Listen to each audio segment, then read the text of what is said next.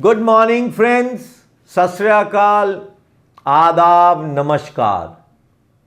Now, this is my again video which will be talking of the land record system in the cantonments. I have made a lot of videos earlier on this topic, but today we will pick up on a very nitty-gritty. This was a press brief which I had given somewhere. So I wanted let people know it. Sometimes what happens is, people are unaware of the laws.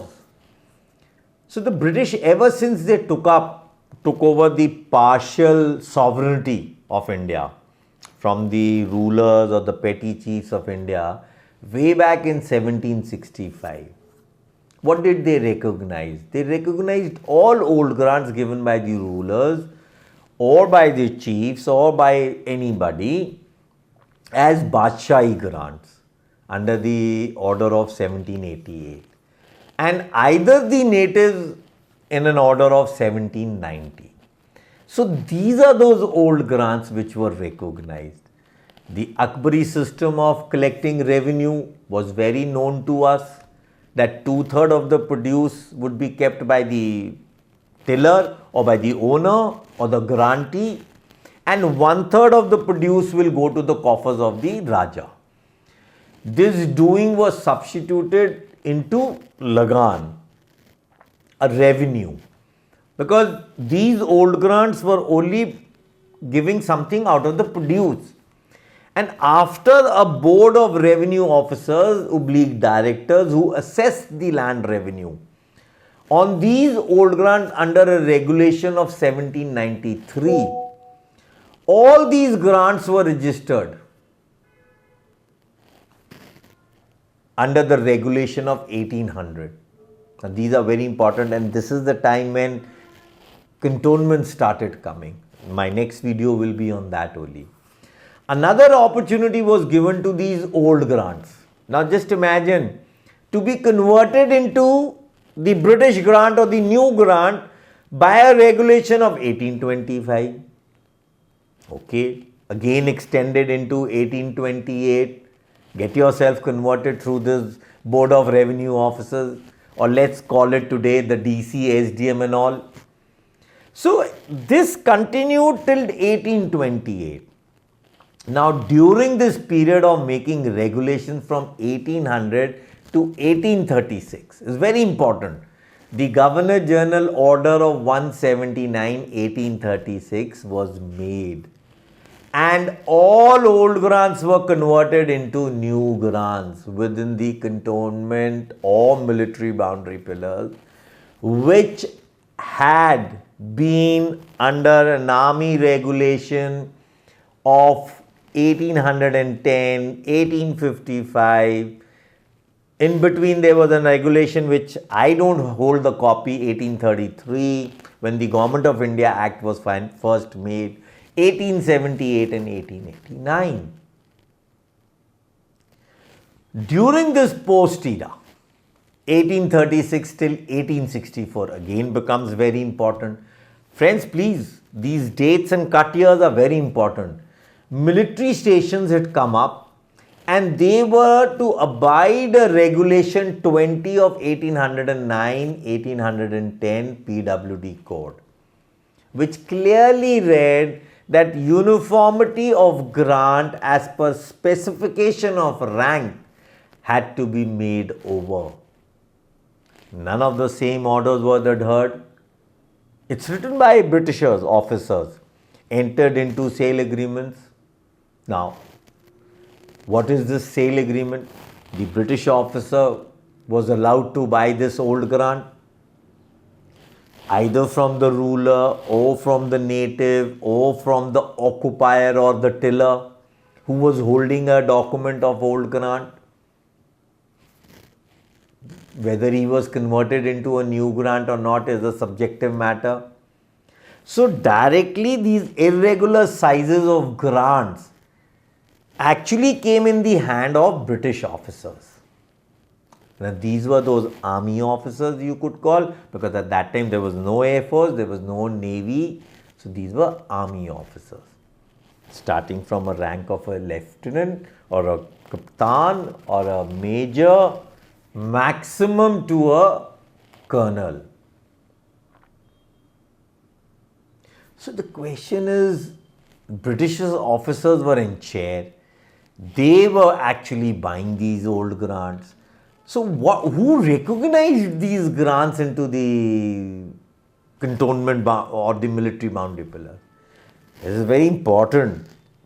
This all happened prior to 1864. The minute 1864 to 1899, the laws for cantonments cropped up. The first Cantonment Act 1864 was made, regularized, notified for these cantonments. And during this period from 1864 to 1880, you'll be surprised these grants or these British officers were paying land revenue on these properties. And in 1880, this land revenue was converted into house tax on these grants. So we have to see what are we looking for. Now these irregular grants of 1809-10 order, which was said to be uniformity of grants, was not being adhered at all.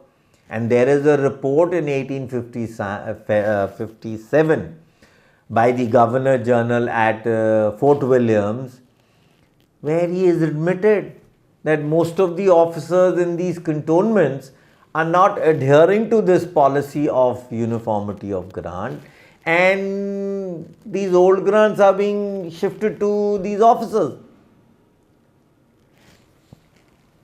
These grants, as per the original GGO of 1793 and 1800, all grants had to be registered. And register with whom? The local collector, the DC, or at the district headquarter. Now let's pick up an example of Landor. Landor cantonment of Mussoorie city grants were to be registered at Dehradun. But nothing was being done.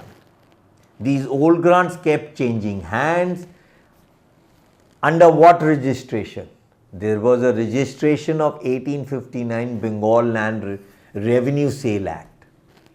Even the first cantonment 1864 was made, and all grants had to be made by cantonment magistrate alone and not the Governor General since after. So 1864, and no grant could be given by the Governor General under either of the GGOs. It's very important.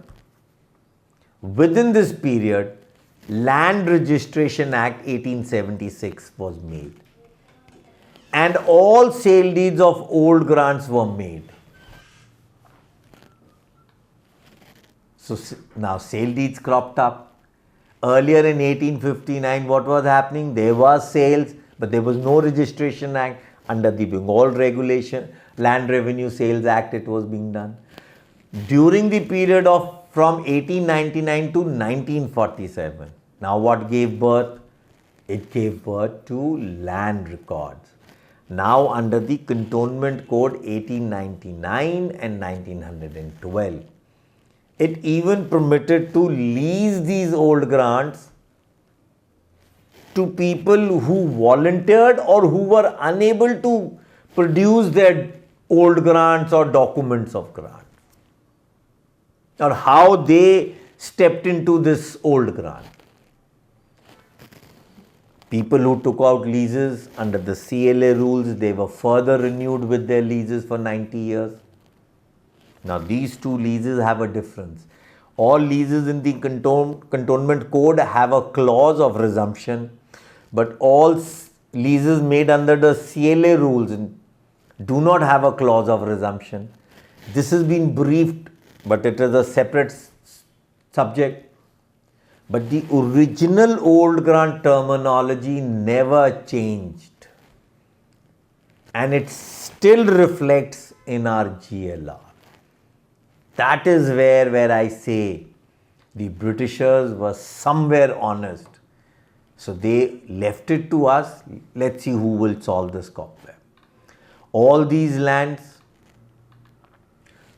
were originally old grants with their origin, and under either regulations of 1793 or 1859 were never converted into new grants, and the fact is that these old grants have been revenue free grants. So either one thing the government should accept, we are old grants and revenue free grants, or the government should say we are new grants under GGO 179 or maybe 260, 1832, 1838 in Bombay or Madras, anywhere. But accepting either of the A and B, what I just said, does the GLR then become defunct? If we are old grants, then we are proprietors of these grants. If we are grants under GGO 1827, 1836, 1838 or 1832, then we are new grants. And we had to be registered by the local collector or the Quartermaster General, India. So this travesty came to light after doing an extensive research and digging of all these regulations and laws books. It's not easy. But what comes next? We are fighting for a meager area of that total land holding of Army or Government of India, which amounts to a total holding of 17.3 lakh acres. We bungalow area is approximately 11,11513 acres, 11,513 acres in form of old grant or leasehold, which does not constitute to 0.7% of the total land holding. But the department now values us more than 11,000 crores rupees. Just imagine how much of land, if we are 11,000 crore, 0.7% multiplied into the balance 93%, that means the army's land collection itself of a revenue should be more than how many? The entire budget of this country. What is the value which they says? They says per acre 10 lakhs. Can you imagine? Per acre the government believes that my or your bungalow, which is 2.5 acres, 0.71 acre or 5 acres, is what? Is for 10 lakhs per acre. Many parliamentary committee were constituted.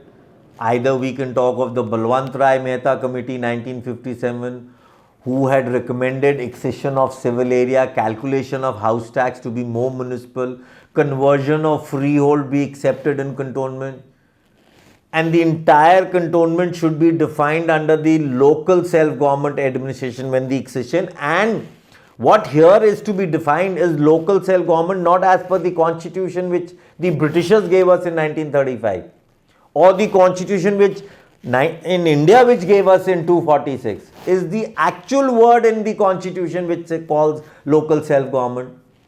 S.K. Patil then in 1958 went ahead and said cantonment should be abolished.